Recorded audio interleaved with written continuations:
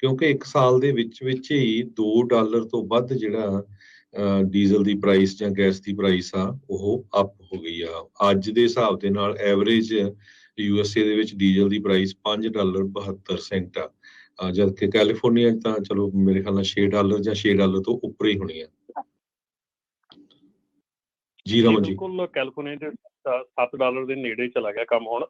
ਤੇ ਦੇਖੋ ਜਿਹੜੀ ਇਸ ਵੇਲੇ ਟਰੱਕਿੰਗ ਇੰਡਸਟਰੀ ਜਿਸ ਲੈਵਲ ਤੇ ਆਪਰੇਟ ਕਰ ਰਹੀ ਆ, ਜਿਸ ਲੈਵਲ ਤੇ ਮੈਂ ਦੇਖ ਰਿਹਾ ਟਰੱਕਿੰਗ ਇੰਡਸਟਰੀ ਨੂੰ, ਕਾਫੀ ਹੱਦ ਤੱਕ ਜਿਹੜੀ ਓਨਰ ਆਪਰੇਟਰਸ ਹੈਗੇ ਆ, ਕਾਫੀ ਹੱਦ ਤੱਕ ਜਿਹੜੀਆਂ ਛੋਟੀਆਂ ਕੰਪਨੀਆਂ ਹੈਗੀਆਂ, ਉਹ ਇਸੇ ਹੀ ਕਰਕੇ ਮਤਲਬ ਕਿ ਉਹ ਬੇਸਿਕਲੀ ਉਹ ਆਪਣੇ ਪੱਲਿਓਂ ਪੈਸੇ ਪਾ ਕੇ ਜਿਹੜਾ ਆ ਉਹ ਬਿਜ਼ਨਸ ਕਰ ਰਹੀਆਂ ਹੈਗੀਆਂ ਜਾਂ ਕੰਮ ਕਰ ਰਹੀਆਂ ਹੈਗੀਆਂ। ਕਿਸੇ ਦਾ ਲੋਡ ਲੈ ਕੇ ਜਾਣਾ, ਉਹ ਪੱਲਿਓਂ ਪੈਸੇ ਪੈ ਰਹੇ ਆ। ਜੇ ਤੁਸੀਂ ਟੋਟਲ ਤੁਸੀਂ ਉਹਦਾ ਕੈਲਕੂਲੇਸ਼ਨ ਕਰੋ ਨਾ ਸਾਰੇ ਕਾਸੇ ਦੀ, ਤੇ ਦੇ ਆਰ ਆਪਣੇ ਪੱਲਿਓਂ ਪੈਸੇ ਪਾ ਕੇ ਲੋਡ ਕਰਨਾ ਆ। ਸੋ ਮੇਰੇ ਖਿਆਲ ਦੇ ਵਿੱਚ ਜਿਹੜਾ ਇਹ ਵਿਚਾਰ ਹੈਗਾ ਕਿ ਇਹਨੂੰ ਬੰਦ ਕਰਕੇ ਹਫ਼ਤਾ 2 ਹਫ਼ਤੇ ਬੈਠ ਜਾਓ, ਕੋਈ ਗੱਲ ਨਹੀਂ, ਕਿਉਂਕਿ ਐਨੀਵੇ ਤੁਸੀਂ ਪੱਲਿਓਂ ਪਾ ਕੇ ਕੰਮ ਕਿਉਂ ਕਰ ਰਹੇ, ਲੂਜ਼ ਕਰ ਰਹੇ ਠੀਕ ਹੈ ਨਾ, ਤੁਸੀਂ ਲੂਜ਼ ਕਰ ਰਹੇ ਆ, ਮਾਈਨਸ ਹੈ, ਨੈਗੇਟਿਵ ਆ, 100% ਨੈਗੇਟਿਵ ਆ।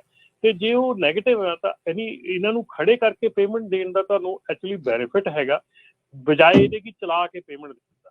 ਉਹ ਲੱਗਦਾ ਹੀ ਆ ਤੁਹਾਨੂੰ ਕਿ ਪੇਮੈਂਟ ਤੁਸੀਂ ਚਲਾ ਕੇ ਦੇ ਰਹੇ ਆ, ਪਰ ਪੇਮੈਂਟ ਚਲਾ ਕੇ ਤੁਸੀਂ ਉਹਨੂੰ ਐਕਚੁਅਲੀ ਆਪਣੇ ਆਪ ਨੂੰ ਨੈਗੇਟਿਵ ਕਰ ਰਹੇ ਹੈਗੇ ਅਗਲੇ ਜਿਹੜੇ ਆਉਣ ਵਾਲੇ ਮਹੀਨੇ ਉਹਨਾਂ ਦੇ ਵਿੱਚ। ਜੀ, ਸੋ ਇਸ ਮੌਕੇ ਦੱਸਦੇ ਜਾਈਏ, ਕੈਲੀਫੋਰਨੀਆ ਦੇ ਵਿੱਚ ਐਵਰੇਜ ਡੀਜ਼ਲ ਦੀ ਗੈਸ ਪ੍ਰਾਈਸ ਜਿਹੜੀ ਹੈ $6.95 ਦੱਸੀ ਜਾਂਦੀ ਹੈ। ਸੋ ਕਹਿ ਸਕਦੇ ਹਾਂ ਵੀ ਬਹੁਤ ਸਾਰੇ ਥਾਵਾਂ ਦੇ ਉੱਤੇ $7 ਤੋਂ ਉੱਤੇ ਤੁਹਾਨੂੰ ਦੇਖਣ ਨੂੰ ਮਿਲੇਗੀ। ਕਿਤੇ ਘੱਟ ਹੋਊਗੀ, ਕਿਤੇ ਵੱਧ ਹੋਊਗੀ, ਪਰ ਤਕਰੀਬਨ $7, $7.25 ਕਈ ਥਾਵਾਂ ਦੇ ਉੱਤੇ ਤੁਹਾਨੂੰ ਡੀਜ਼ਲ ਦੀ ਪ੍ਰਾਈਸ ਜਿਹੜੀ ਉਹ ਚੱਲਣੀ ਆ। ਜਿਹੜੀ ਇੱਕ ਮੁਹਿੰਮ ਵੀ ਚੱਲ ਰਹੀ ਹੈ, ਲੋਕ ਰਮਨ ਜੀ ਕਹਿ ਰਹੇ ਸੇ ਨੋ ਟੂ ਚੀਪ ਫਰੇਟ।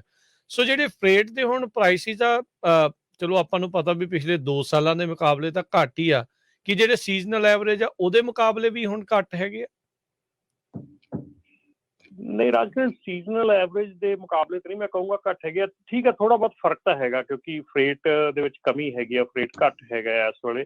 ਸੋ ਇਹ ਨਹੀਂ ਕਹੂੰਗਾ ਕਿ ਸੀਜ਼ਨਲ ਰੇਟਸ ਜਿਹੜੇ ਆ ਉਹ ਉੱਪਰ ਥੱਲੇ ਆ, ਕਿਉਂਕਿ ਫਿਊਲ ਦਾ ਦੇਖੋ ਨਾ, ਇਸ ਵੇਲੇ ਜੇ $7 ਆ ਤੇ ਤੁਸੀਂ ਜਿਹੜੇ ਨਾਕੀ ਲੈਂਦੇ ਆ ਆਪਣਾ ਫਿਊਲ ਹੈਗਾ, ਜੇ ਪਿਛਲੇ ਸਾਲ $4.5 ਨੂੰ ਫਿਊਲ ਸੀਗਾ, ਵਿੱਚੋਂ ਫਿਊਲ ਡਿਸਕਾਊਂਟ ਮਿਲ ਜਾਂਦਾ ਸੀਗਾ, ਕੁਛ ਕਰਦੇ ਸੀ $4, ਹੁਣ 4 ਤੇ 7 $10 ਜੇ $2.5 ਤੁਸੀਂ ਫਿਊਲ ਦੇ ਪਰ ਗੈਲਨ ਦੇ ਪਿੱਛੇ ਵੱਧ ਦੇ ਰਹੇ ਆ, ਤੇ ਤੁਹਾਡੇ ਕੋਲ ਟੋਟਲੀ ਉਹ ਚੀਜ਼ ਹੈ ਹੀ ਨਹੀਂ ਕਿ ਤੁਹਾਡੇ ਕੋਲ ਜਿਹੜਾ ਤੁਹਾਡਾ ਬਾਟਮ ਲਾਈਨ ਹੈ ਉਹ ਸਾਰਾ ਫਿਊਲ ਦੇ ਵਿੱਚ ਚਲਾ ਗਿਆ।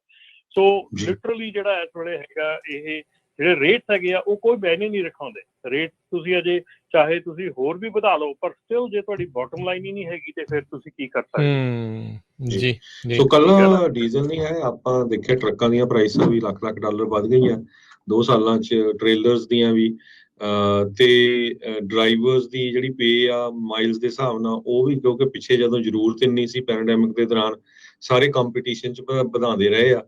ਹੁਣ ਜਿਹੜੇ ਮੇਜਰ ਰੀਟੇਲਰਸ ਆ, ਵਾਲਮਾਰਟ, ਟਾਰਗੇਟ, ਉਹ ਕਹਿ ਰਹੇ ਵੀ ਸਾਡੇ ਕੋਲ ਮਟੀਰੀਅਲ ਹੀ ਇੰਨਾ ਪਿਆ, ਚੀਜ਼ਾਂ ਹੀ ਇੰਨੀਆਂ ਪਈਆਂ ਆ। ਸੋ ਇਹਦਾ ਵੀ ਮੈਨੂੰ ਲੱਗਦਾ ਅਸਰ ਆਉਣ ਵਾਲੇ ਮਹੀਨਿਆਂ 'ਚ ਪਊਗਾ ਰਮਨ ਜੀ।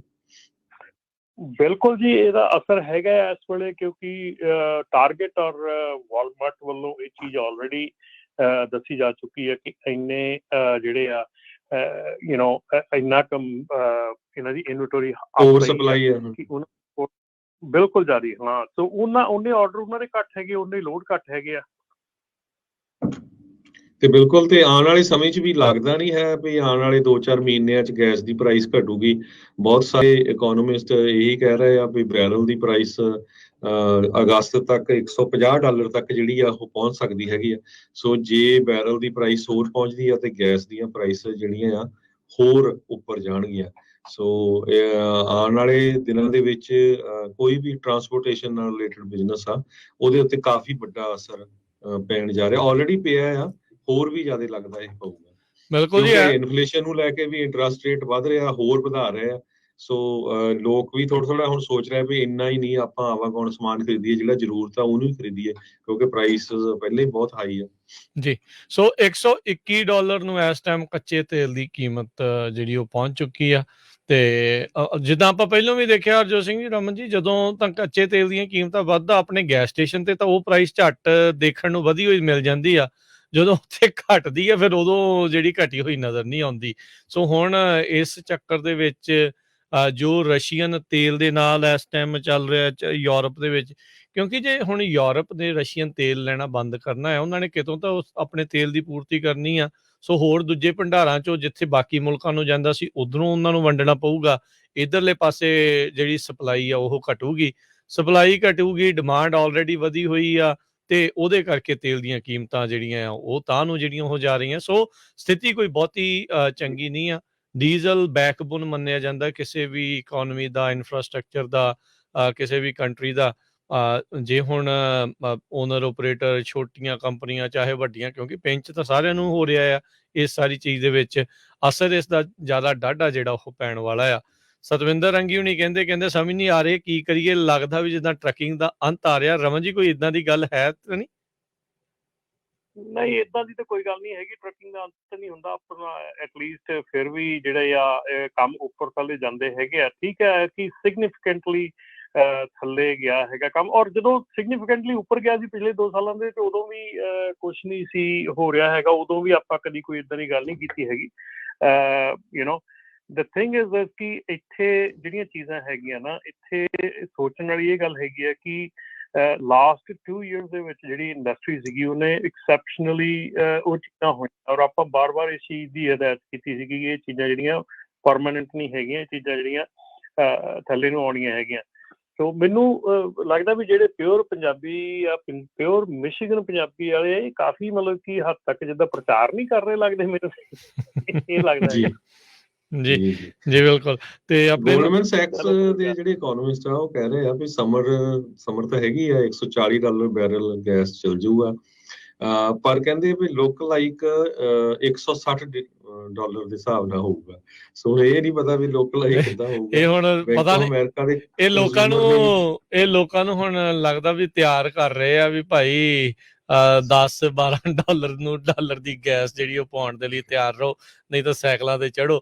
ਇਹ ਜ਼ਿਆਦਾ ਕੰਪਨੀਆਂ ਦੀ ਪਿੱਠ ਥਾਪੜਨ ਤੇ ਲੱਗੇ ਆ ਵੀ ਭਾਈ ਕੋਈ ਨਹੀਂ, ਇੱਥੇ ਤੱਕ ਪਹੁੰਚ ਗਈ ਤਾਂ ਇੰਨਾ ਜਿਹੜਾ ਆ ਉਹ ਵੱਧ ਸਕਦਾ ਆ। ਜੀ, ਅੱਜ ਕੱਲ੍ਹ ਜਿਹੜੀਆਂ ਕੰਪਨੀਆਂ ਆ ਬਈ, ਉਹ ਕੰਪਨੀਆਂ ਵੀ ਤੇ ਫਿਰ ਮਤਲਬ ਕਿ ਜਿਹੜੇ ਡੇ ਟੂ ਡੇ ਕੰਮ ਕਰਨ ਵਾਲੇ ਬੰਦੇ ਆ, ਉਹ ਉਹਨਾਂ ਦੀਆਂ ਤਾਂ ਨਹੀਂ, ਉਹ ਫਿਰ ਮਤਲਬ ਕਿ ਤੁਹਾਨੂੰ ਪਤਾ ਹੀ ਆ ਵੀ ਐਡੀਆਂ ਵੱਡੀਆਂ ਜਿਹੜੀਆਂ ਕਾਰਪੋਰੇਸ਼ਨਾਂ ਉਹ ਕਿਹਨਾਂ ਦੀਆਂ ਆ ਫਿਰ, ਤੇ ਇਸ ਵੇਲੇ ਕੌਣ ਲੋਕਾਂ ਦਾ ਖੂਨ ਚੂਸ ਰਹੇ ਆ।